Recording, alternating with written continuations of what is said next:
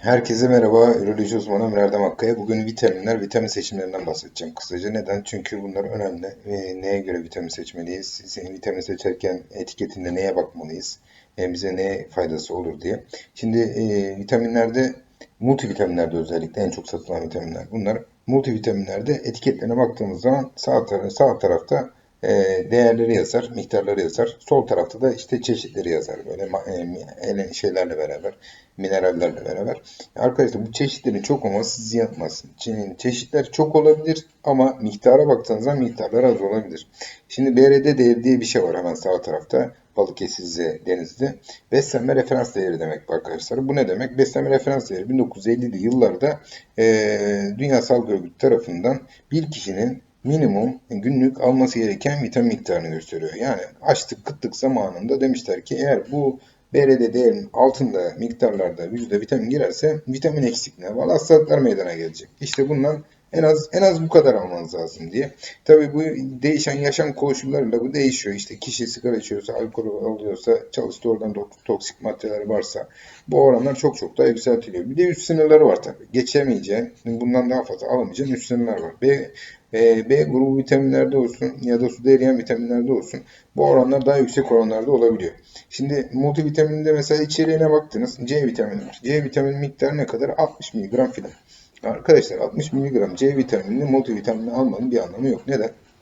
Yanlışlıkla bir portakal yeseniz zaten 60 miligram almış olursunuz. Artı mesela C vitamini dikkat edildiği zaman tek başına satıldığı zaman C vitamini minimum 500 miligramla 1 gram arasındadır C vitamini. C vitamini çok güçlü bir antioksidandır. Birçok yararı var vücutta. Niye peki tek başına satıldığı zaman 60 miligram satmıyorlar da yine 500 miligram 100 miligram satıyorlar? Ya da tek ayrı kutulanmış vitaminlere baktığımız zaman miktarları çok daha fazladır arkadaşlar baktığınızda multivitaminlere göre.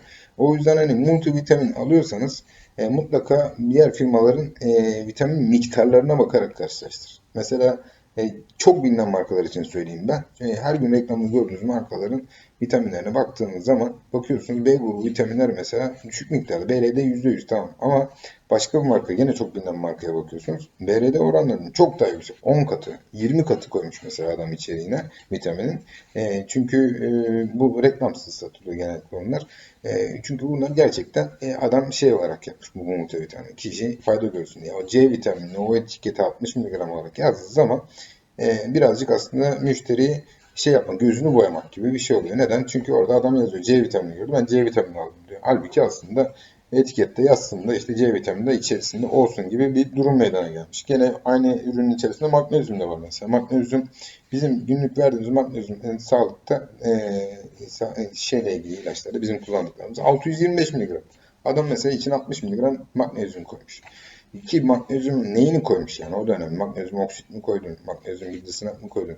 Bu da önemli. Bir sürü ayrıntı var arkadaşlar bunda. Gene de multivitamin bence kullanılabilir. Her gün kullanılabilecek bir şey. Ama dediğim gibi en azından seçim yaparken sadece etiketin sol tarafındaki çeşit miktarına değil de aynı zamanda etiketin sağ tarafındaki miktarlarına da bakmak gerekiyor arkadaşlar.